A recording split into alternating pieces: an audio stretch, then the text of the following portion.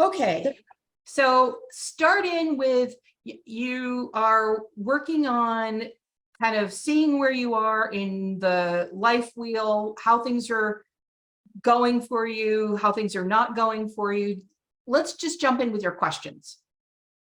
Okay, so the physical environment, I'm not sure what that is for me because I don't live in my own house. It's somewhere else. I don't know how to, like, is that good? Is that 1? Is that 10? It's a very, very nice house and and everything, but it's not mine. I kind of feel like out of place. I mean, I don't know how to answer that question.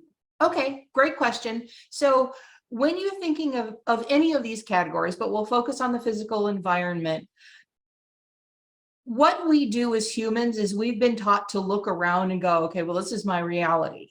And it may be your physical environment for right now, but it does not have to be your reality. So I want you to look around with your inner eyes.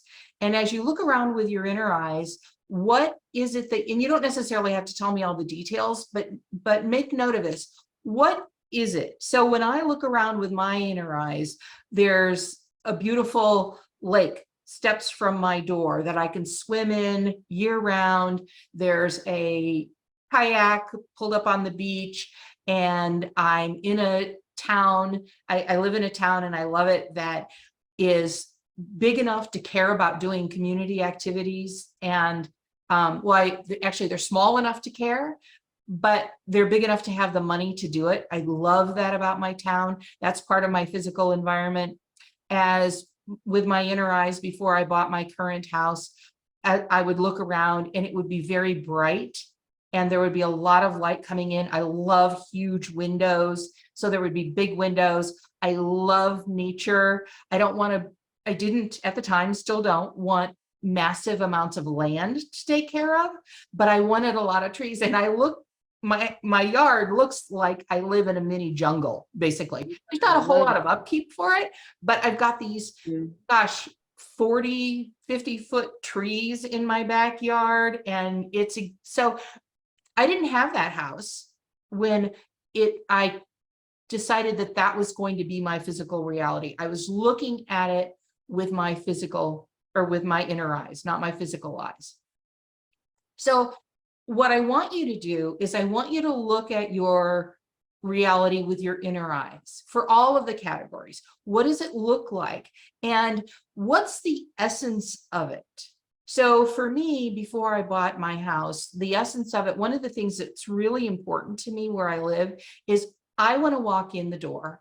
And I want everyone who visits me to walk in the door and feel as though my home has wrapped its arms around you and says, welcome, and this is your sanctuary. I want that feeling. When I walk in the door, I feel as though my home is my sanctuary. And I want everyone who visits me to feel that way too. So that for me is an essence. The natural light. I like natural things. I don't like air conditioning. So I've got all these trees. I live in a place that gets really hot in the summer. I don't ever turn my air conditioner on. I've lived in this house for a number of years. I think I've had it on 3 times just because the advice is you run it a little bit to make sure it keeps running. Yeah. Right. So I don't run my air conditioner. I don't need to do that. I don't like to turn on a lot of lights. I like natural light coming in. Those things are the essence for me. So as you're thinking about all of these categories, look at it with your inner eyes, not your outer eyes, and look at it, feel the essence of it. How does it feel to you if you're living in that environment that ticks all of the boxes for you? How does it make you feel? So that's your 10. If you were going to mark down, I've got a 10, that's what it would be, what you see and feel with your inner vision. Then you look at your current situation and you go, okay, if that's a 10, where am I right now? Now you're living with a friend, which is great. And there's a lot to appreciate there. I mean, one, not everyone has friends that would invite them to live with them. So that's, I mean, that's really great. Okay. So we're not going to judge ourselves, or we're not going to make ourselves feel bad for not being at a 10.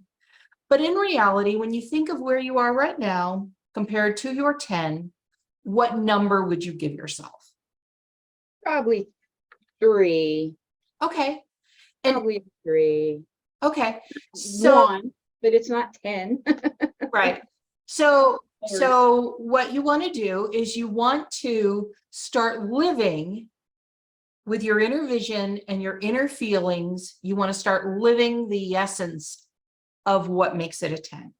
Not judging what makes it a 3, not complaining about it, appreciating it, loving it. The more you love something, even if it's not a 10 for you or not 100% for you, the more you love it, the more you release resistance to something. And here's something that's really important.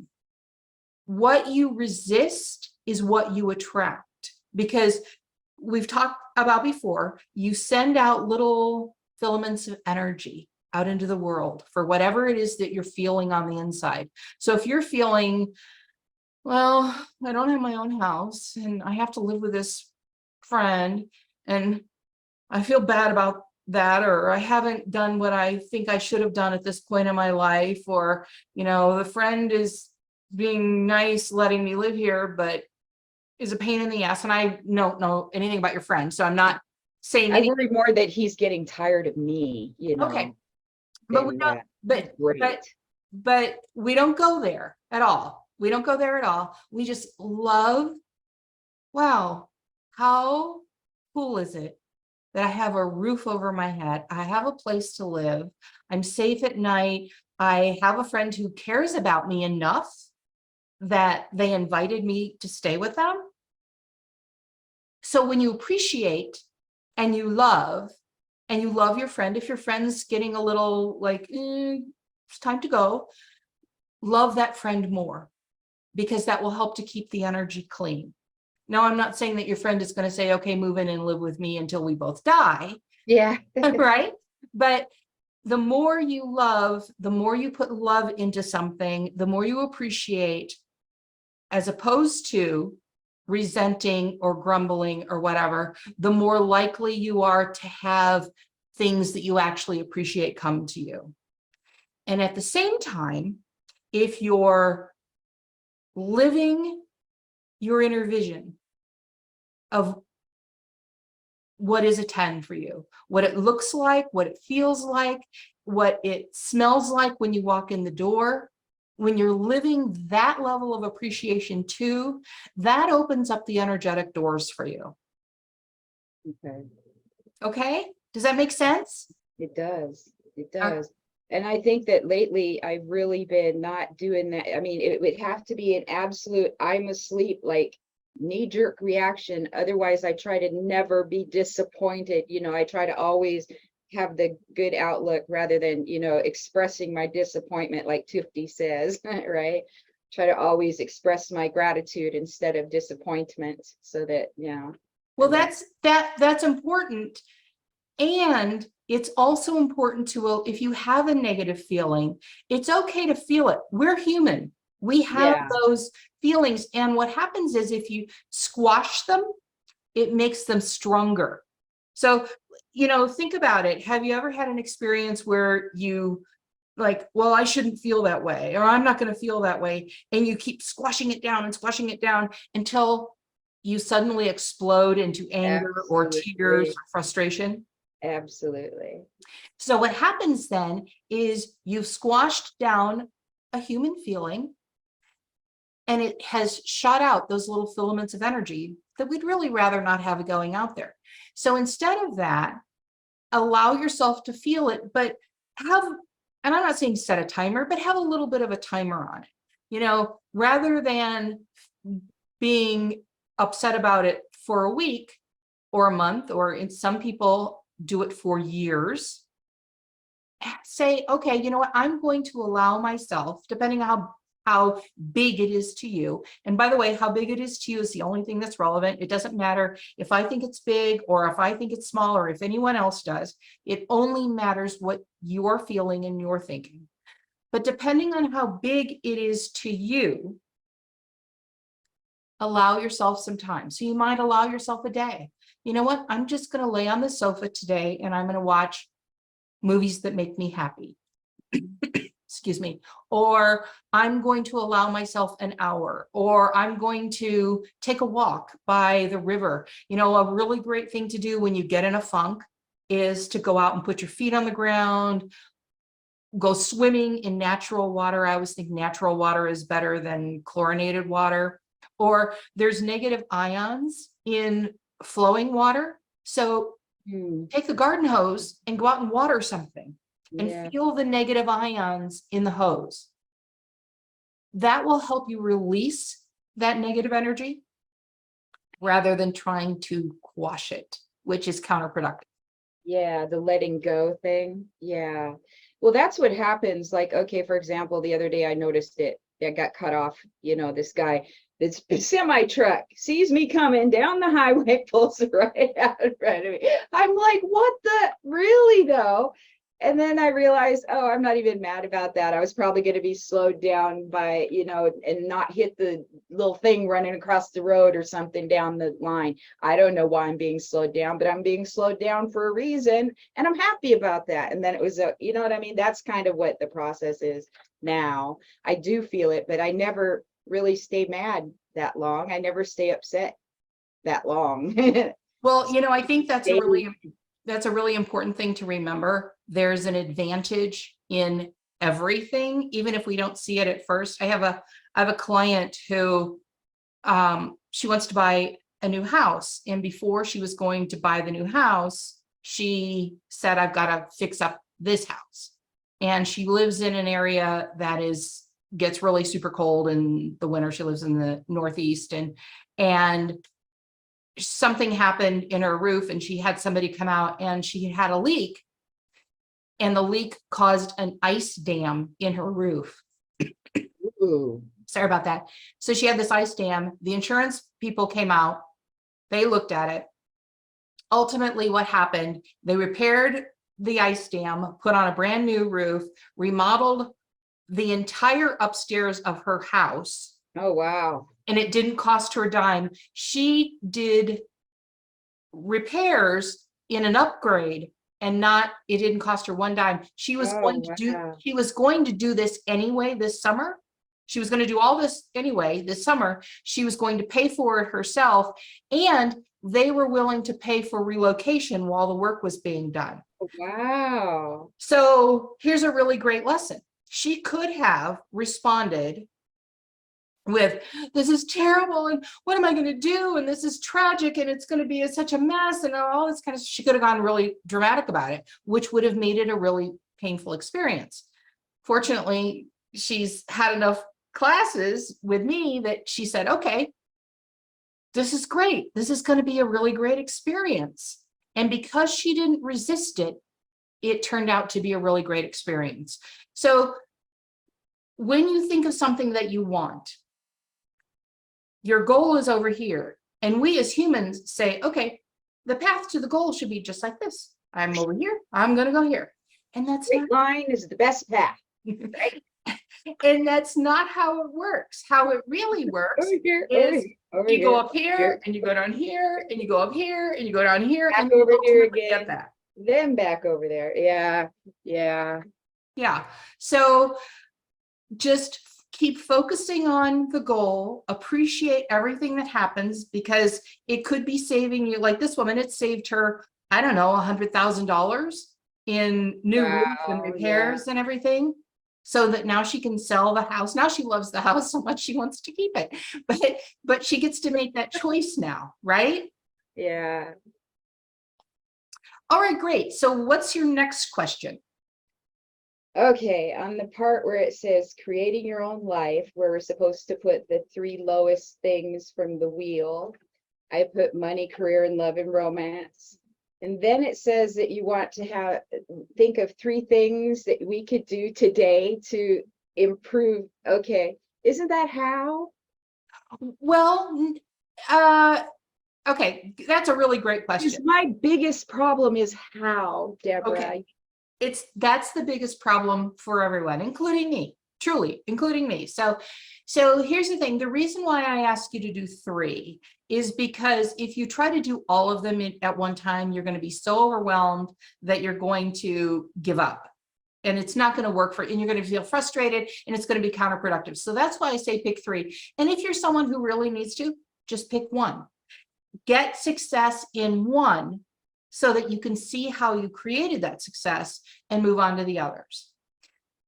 So you've got your 3. And if you say, okay, well, what are some things that I could do today, right now,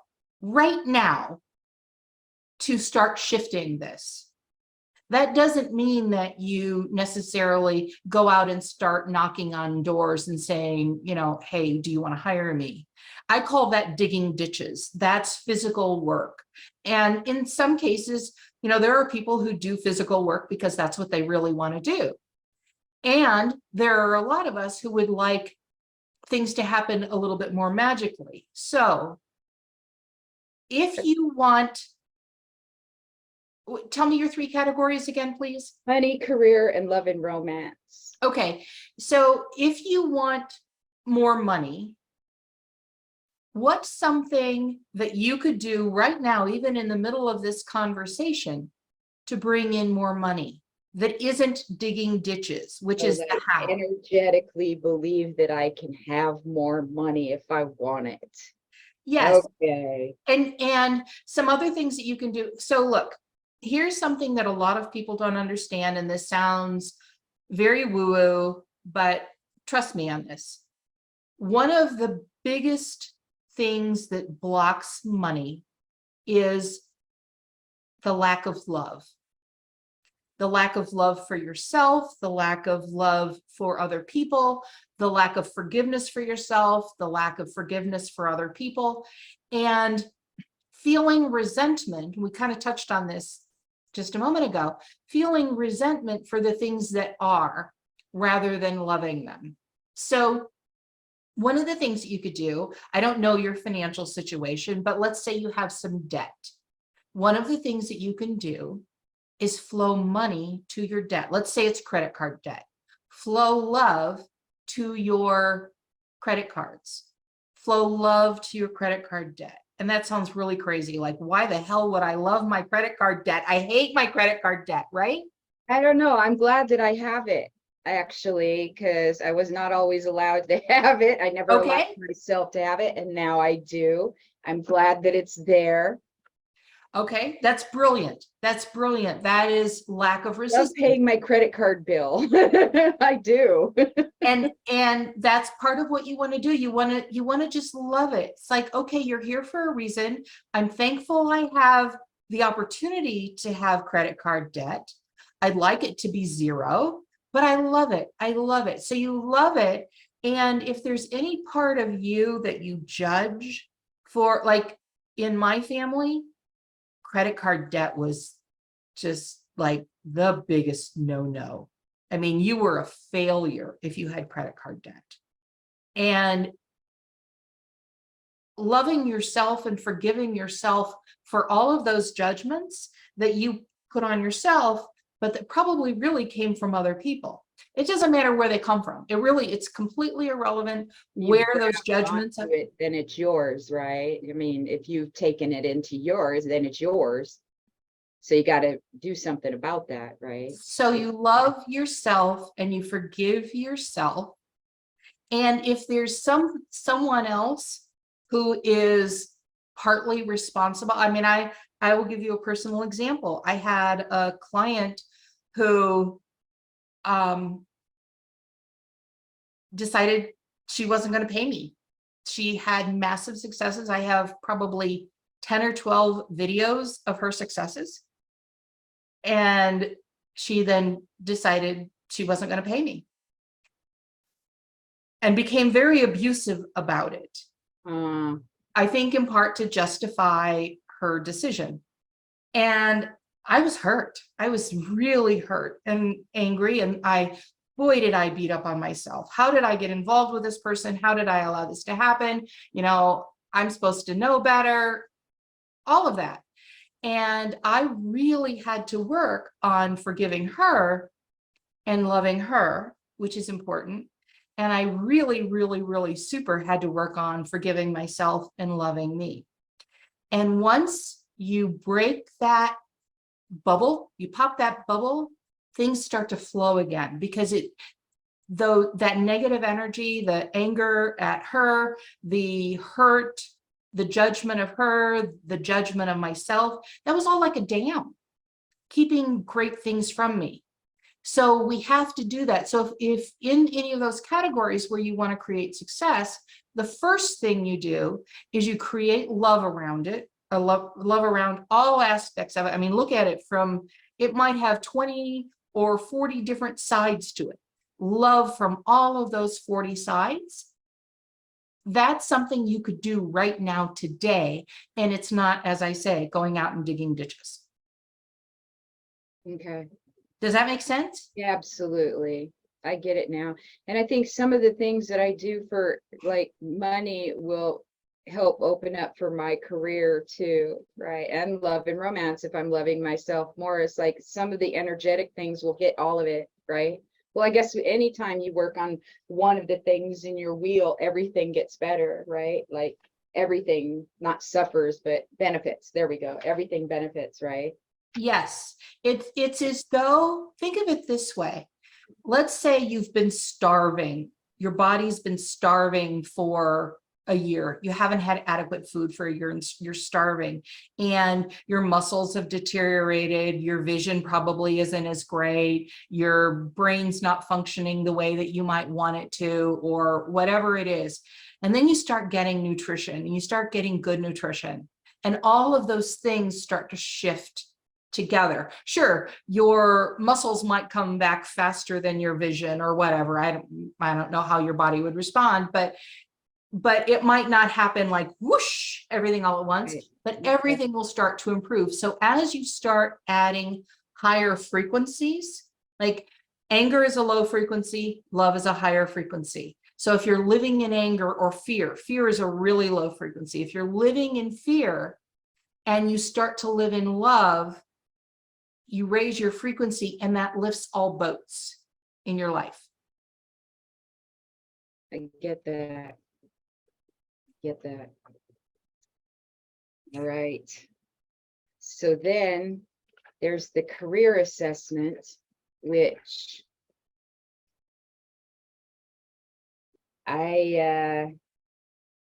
I guess I'm just focused on the one opportunity right now, because that's all I see, because I'm stuck in the how. I don't know what to do. I don't know how to do anything. I don't want to dig ditches. Okay. And I guess I know I have done things and I don't want to give up on those things. I'm a different person. And I really would just like to write books or do something creative, or but the living in with the lady and being a home caregiver takes care of a few things in my life. Like I'd have a place to live, then I would have more money than I did with the job that I hated and everything. So I mean, when you put this all to me, I don't even know if I want to do that anymore. But it's like the only thing I have to look forward to right now. If I don't have that, what would I do? Okay. All right. So let's look at this from a couple of different angles. First of all, you're looking at your career situation with your physical eyes. You're not looking at it with your inner vision, and that's okay. Most people do. But let's shift that a little bit. First of all, one of the things that I know about you is that prior to this time, your career situation was, in your terms, less than desirable, and you wanted to make a big shift. I didn't want to do it anymore. Yeah. And you now have a pretty big opportunity. Yeah. Okay, so good for you that you have this really great opportunity. And one of the things to remember is that a lot of times we'll get a wave of joy over a new opportunity, and then our head starts to take over. We start to analyze it. Ding, ding, ding, ding, ding. So you have this opportunity. It's a here right now opportunity, and you get to make a decision. I always recommend letting your body make decisions because your body knows. Your head analyzes, your body, like if you need to sign a contract, yes, get your head involved. But as you're making a decision of what do I really want, your body knows. So keep in mind for this opportunity, whether you take it or not, it's not forever. You can take it for now and then move to the next step. And a lot of people were taught, well, you take a job and then you commit to it. You don't want to intentionally screw someone over. That's not what I'm saying. Right. But you take it while it's right for you. And when it's no longer right for you, the right thing for you to do is to leave it and move to something else. And what that does is that frees that position up for someone that it is right for.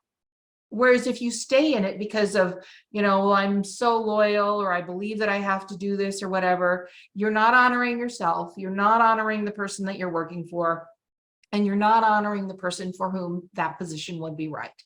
So let's just clear that out of the way first. If you take this position and you decide it's the right thing for you for right now, that's great. It's not forever. Yeah. Okay.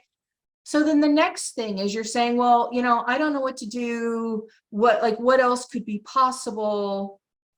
Well, before this current opportunity came up, were you sitting around thinking about, oh, I want to be an in-home health giver? No. No. But what you were doing is you were raising your frequency just in general. And then this opportunity arose, correct? Yes. Okay. Can you keep doing that? Absolutely. You can I'll keep doing that. You can keep raising your frequency. And here's where people get stuck. They sit around and they go, well, this is what I could do, and that's what I could do, and I could do this. And that's not how you do it. You feel the energy of what you want. So several years ago, I started my career in politics. I worked for Congress for a while. I worked for the Senate for a while. And then I was ready to move on, but I didn't know where I wanted to go. And I like challenges. I am famous or infamous for taking on things that I don't have a clue how to do. I've done that more than once in my life. And so I was raising my frequency, putting my energy out there in the world. This was quite some time ago. And I got a call from someone who said, this person happened to have seen me in the newspaper and knew who I was. So there's a company that's going under. They were $1 million company and they're now down to $56,000 in annual revenue. So they dropped dramatically. Considerably. And we want you to come. This person was on the board of directors. We want you to come and see if you can turn this company around. I'm a politician at the time. And I said, well, I don't know anything about business. I've never run a business. I've never done anything like that. I mean, I'm running my own small business at the time, kind of off on the side, but can you do this? They said, and I said, sure, why not? I don't have a clue what I'm doing. I'll do it. And I walked in the very first day and the board of directors was arguing. Half of them was saying, this is ridiculous. Let's shut the lights off and go home and call it over. And then half of them were saying, well, we've already hired her, so we might as well let her give it a try. So they were at $56,000 a year. They finished at 13 million. When I was done working with them, when it was time for me to move on, they were at 13 million. Now, that wasn't me sitting around digging ditches and sending out resumes and trying to get interviews or anything. Advertising or all of this. I wasn't doing any of that. I got the phone call. The phone rang and they asked me, and I said yes. And then what happened from there, people just heard about this experience and other companies started calling. Big companies, Fortune 100 and 500 companies started calling. So that's how we do it. So take the example I just gave you and think about what are some of the things that you could do to draw in that next opportunity. What would you feel if you were doing something? What would you feel in your body if you were doing something that was great for you? It feels very good. It feels Yeah. full, bright. Joy. Yeah. Joy, Fun. exciting, Yeah. fulfilling, Right. whole. Yeah. Right. I So like as you're laying in bed at night, or when you wake up in the morning before you get out of bed, you lay there and you get into the energetic space of your career, if that's what you really want, and you feel the excitement, you feel the energy. I'm spending my days with really interesting, fun people who respect me. And what does that feel like? So I was using thoughts, but get into what that feels like. accomplished. It feels good. Yeah, that's how you bring in the next opportunity. And as you're loving that, as you're feeling the higher frequencies, those higher frequency opportunities will come to you. So when you say, like, and the last time we're talking about, the love and then the money and the career, like you say, what does that feel to you? Whenever you say the different things, I mean, it just basically always kind of feels the same good, warm feeling. Is that, I mean, that's Yes. right? Yes. Even if it is the same good feeling all the time, that's good. And that Absolutely. Absolutely. And what we want to make sure, we've said this before, but I want to make sure, you will have slumps. You will have days where this isn't what I really want. And that's okay, as long as you don't wallow in it for days, weeks, months, years. Allow yourself to have that slump, do some self-care. And, self-care isn't just manicures and pedicures. Self-care is wrapping your arms around a tree. There's energy in a tree, literally. There is science around, there are studies that have been done that say that being out in nature is as good as or better than some of our best heart medications. And I've also heard that forest walking, when you walk around barefoot in the forest for, 45 minutes, you boost your immune system. Yes. Also, something in Yes. the forest boosts your immune system. So yes, I have heard those studies. Yes. And when you get in those slumps, try to avoid things like alcohol and watching violent crime shows. Yeah, I never do that anyway. Some of these things, it's like, I can't believe that Why are people watch these, and I watching can't this? believe I that people know. actually made them. I know. Okay. All right. So before we wrap up, do you have any more questions that I can help you keep moving upward?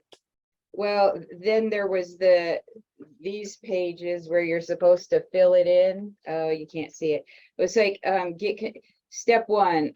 See, I don't know what is supposed to go in here. It says, on some level, everyone believes I'm not blank enough. I'm not smart blank. I'll never be blank. Now, we just think up of what comes up in our mind, or did you have some specific things that you think go in there? So that goes with the lesson. That goes with that particular lesson where you learn the formula, and everyone at some level believes they're not good enough, they're not worthy enough. And that was in the video. All the answers are in the video lesson. Okay, so it is actually have answers. I'm not just filling this out of my own mind. Okay, so I know the answers. I was just wondering if you were looking for something else. Yeah, but it's in the video lesson. So everyone has to watch the video lesson. Yes. Okay, that is it, my dear lady. Thank you. All right.